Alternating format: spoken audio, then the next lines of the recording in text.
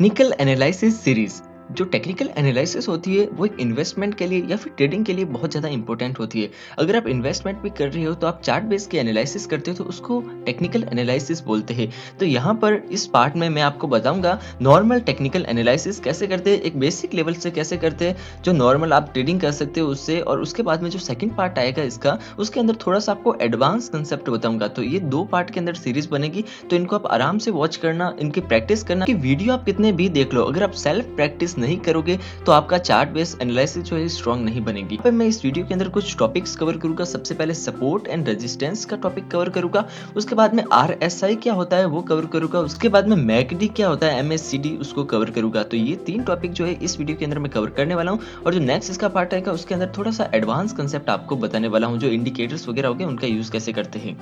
तो सबसे पहले जो आता है सपोर्ट एंड रेजिस्टेंस। सपोर्ट और रेजिस्टेंस होता क्या है? तो सबसे पहले जो रेजिस्टेंस होता है जो प्राइस को मतलब कि रिजेक्ट करता है। अगर कोई भी प्राइस जो अप जाने की कोशिश कर रही है वहीं से उसको रिजेक्शन मिल रहा है तो वो एक रेजिस्टेंस जोन हो जाता है। और सपोर्ट जो है इसका ऑपोजिट होता है, जहाँ से प्राइस को डाउन नहीं जाने देता है, वहाँ पे बाइंग होती है। और सपोर्ट मिलता है प्राइस को जो इसको नीचे की ओर पुश नहीं करता है, तो वो एक जोन जो हो जाता है सपोर्ट जोन की तरह काम करता है। तो ये डिफरेंस होता है सपोर्ट एंड रेजिस्टेंस में। तो अब इनको फाइंड कैसे करते हैं? यहाँ पर जो है मैंने बिटकॉइन का चार्ट ओपन कर दिया है और यहाँ पे मैं आपको नॉर्मल वे में बताऊंगा कि सपोर्ट एंड रेजिस्टेंस कैसे फाइंड करते हैं। तो यहाँ पे एक सिंपल चार्ट मैंने ओपन किया है। यहाँ पे सबसे पहले आपको ये देखना है सपोर्ट निकालने के लिए कि प्राइस को बार बार कहाँ से सपोर्ट मिल रहा है, मतलब कहाँ से, किस जोन से प्राइस जो है अप जा रही है हमेशा।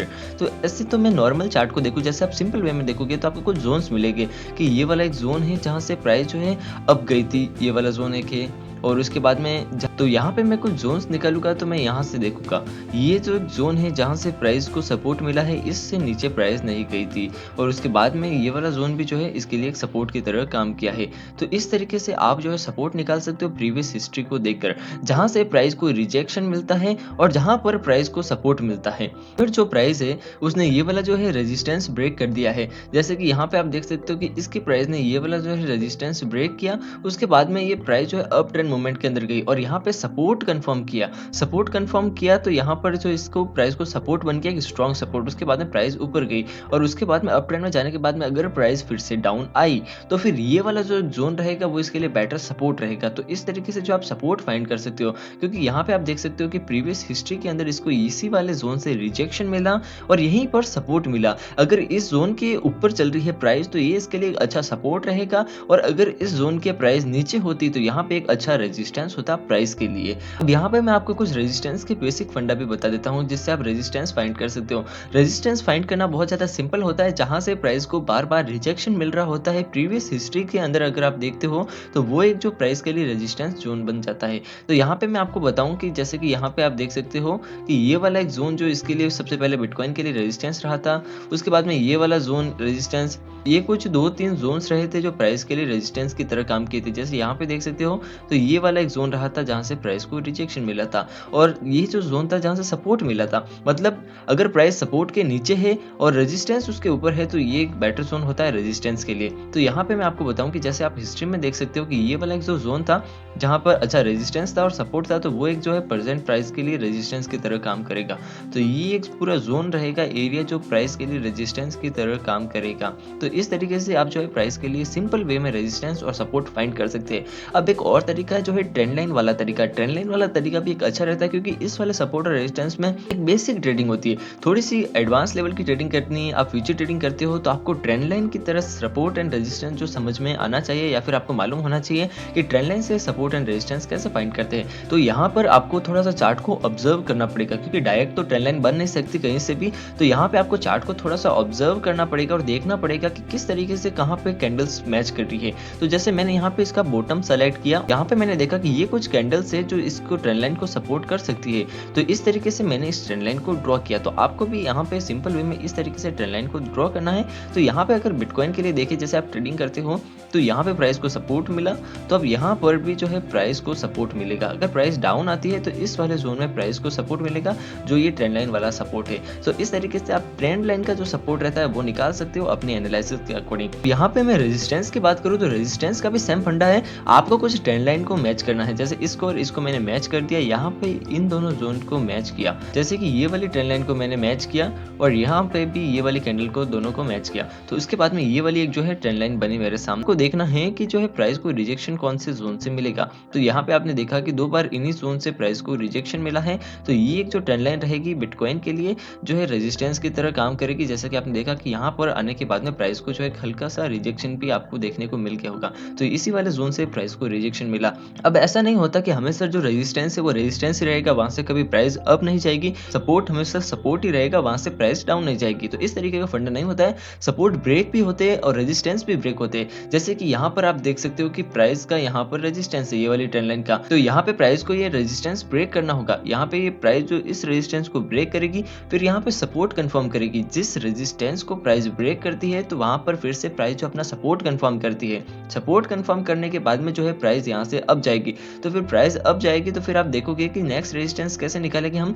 तो नेक्स्ट जो रेजिस्टेंस रहेगा वो आपको ऑब्जर्व करना पड़ेगा। जैसे कि यहाँ पर प्राइस को रिजेक्शन मिला, पहले इसी वाले जोन में प्राइस को रिजेक्शन मिला और यहीं पर जो है प्राइस को फिर से रिजेक्शन मिला। तो आप अपना एक जोन निकालोगे कि ये वाला जो जोन रहेगा वो एक प्राइस के लिए रेजिस्टेंस रहेगा। तो इस तरीके से आप जो है प्राइस के लिए रेजिस्टेंस फाइंड कर सकते हो ट्रेंड लाइन के अकॉर्डिंग। तो यहाँ पे मैंने आपको सिंपल कंसेप्ट बता दिया कि सपोर्ट एंड रेजिस्टेंस किस तरीके से निकालते, एक सिंपल वे में भी बताया और एक जो ट्रेंड लाइन के तरीके से भी बताया। अब यहाँ पे RSI क्या होता है, RSI को मैं एक्सप्लेन करके आपको दिखाता हूँ कि RSI के अंदर कैसा मूवमेंट रहता है। RSI से हम कैसे फाइंड कर सकते हैं कि प्राइस जो अप जाएगी या फिर डाउन जाएगी। तो उसके लिए आपको सबसे पहले तो यहाँ पर RSI का इंडिकेटर ओपन करना पड़ेगा। तो उसका नाम है जो है RS इंडेक्स। तो यहाँ पर उसको ओपन करने के बाद में यहाँ पे कुछ पैटर्न्स होते हैं जो मैं आपको एक्सप्लेन करता हूँ। तो यहाँ पे मैं RSI को यूज करने के लिए मेजरली जो है 4 आवर्स टाइम फ्रेम या फिर उससे ज्यादा टाइम फ्रेम का यूज लेता हूँ। लगभग 1 डे और 4 आवर्स के बीच में मेजरली यूज लेता हूँ RSI का। तो यहाँ पे RSI को आप देखोगे कि इसके अंदर कुछ पैटर्न्स बनते हैं, जो पैटर्न्स हिडन पैटर्न्स बोलते हैं उनको। कि यहाँ पे आप देखना कि ऑब्जर्व करना RSI को, प्राइस जो है अप गई, यहाँ पे आप देखोगे कि RSI जो है डाउन गई बिटकॉइन की। ये जो एक बेयरिश साइन होता है प्राइस के लिए कि जब RSI ऑपोजिट जा रही है और प्राइस ऑपोजिट जा रही है तो ये एक दूसरे का ऑपोजिट साइन होता है। तो यहाँ पे एक बेयरिश कंडीशन बनती है बिटकॉइन के लिए। तो यहाँ पे आपने देखा कि जैसे ये RSI जो है डाउन गई और बिटकॉइन की प्राइस जो है अप गई, तो उसके बाद में बिटकॉइन के अंदर एक सडनली बड़ा डंप हमको देखने को मिला। तो ये कुछ हिडन डाइवर्जेंस होती है RSI के लिए। अब यहाँ पे मैं आपको कुछ बुलिश डाइवर्जेंस भी बताता हूँ, आप देखकर अपनी ट्रेडिंग के अंदर एक अच्छा प्रॉफिट निकाल सकते हो। तो यहाँ पे मैं बुलिश डाइवर्जेंस जो है 4 आवर्स टाइम फ्रेम के अंदर निकालूंगा। जरूरी नहीं है कि हर बार जो है बुलिश डाइवर्जेंस 4 आवर्स में ही बने। ये तो जस्ट आपको ऑब्जर्व करना है, क्योंकि कभी कभी 4 आवर्स में भी बन जाती है, 1 डे में भी बन जाती है। ये तो आपको हर पैटर्न देखना पड़ेगा और उसकी RSI देखनी पड़ेगी। उसके बाद में ही आपको मालूम चलेगा कि यहाँ से जो है प्राइस अप जाएगी या फिर डाउन जाएगी RSI के अकॉर्डिंग। यहाँ पर जो है मैंने बिटकॉइन के अंदर एक 4 आवर्स टाइम फ्रेम में एक पैटर्न देखा है। यहाँ पर जो है आपको पैटर्न्स फाइंड करने होते हैं कि क्या जो है प्राइस के अंदर बुलिश मोमेंट बन रहा है, RSI के अंदर बुलिश साइन बन रहा है या नहीं बन रहा है। ये सब आपको चेक करना होगा अगर आप एनालिसिस करते हो तो यहाँ पे जैसे कि मैंने देखा कि प्राइस जो है हल्की सी डाउन रही, ये एक डाउन ट्रेंड रहा था प्राइस के अंदर।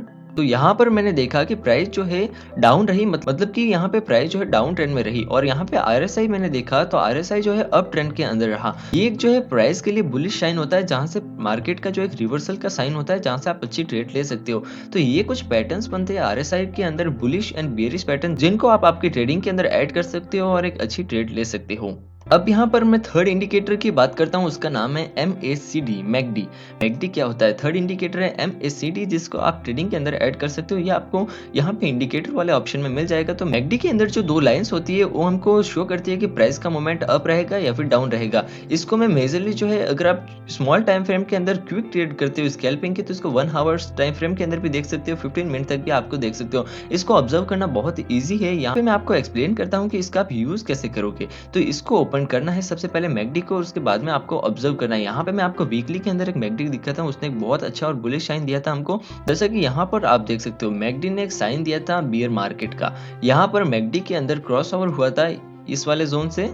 यही जोन जो है यहाँ पर ट्रेंड लाइन का आता है। तो इस वाले जोन से जो है मैकडी का क्रॉस ओवर हुआ था। जब भी ब्लू लाइन जो है मैकडी के अप ट्रेंड में रहती है, यहाँ पर कुछ लाइंस होती है, 2 लाइन जो ब्लू वाली रहे, यहाँ पर मैंने एडिट की हुई है। यहाँ पर मेरे अकॉर्डिंग ब्लू लाइन जब ऊपर रहेगी ऑरेंज लाइन के, तो एक बिटकॉइन के अंदर या फिर मार्केट के अंदर एक बुलिश मूवमेंट रहेगा। और जब ऑरेंज लाइन ऊपर आ जाएगी तब एक मार्केट के अंदर बियरिश मूवमेंट आ जाएगा। तो यहाँ पे जैसा कि मैंने देखा कि मार्केट जो है एक बियरिश कंडीशन में आ रहा था, क्योंकि यहाँ पर जो मैकडी के अंदर एक रिवर्सल का साइन दिख गया। मैकडी ने एक अच्छा इंडिकेशन दिया, लगभग जो है बिटकॉइन की प्राइस 59,000 के पास में चल रही थी, तब मैकडी ने बोल दिया कि यहाँ से आप सेलिंग कर सकते हो, मेरे अकॉर्डिंग यहाँ से प्राइस के अंदर रिजेक्शन आएगा। तो यहाँ पे जैसा ही आपने देखा कि मैकडी डाउन ऑरेंज लाइन ऊपर आ गई और यहाँ पे प्राइस के अंदर आपने देखा कि जो है प्राइस भी नीचे आ गई और बिटकॉइन का बियर मार्केट स्टार्ट हो गया। प्राइस ने एक बार फिर से हमको इंडिकेट किया कि यहाँ से जो है बिटकॉइन के अंदर रिवर्सल आएगा।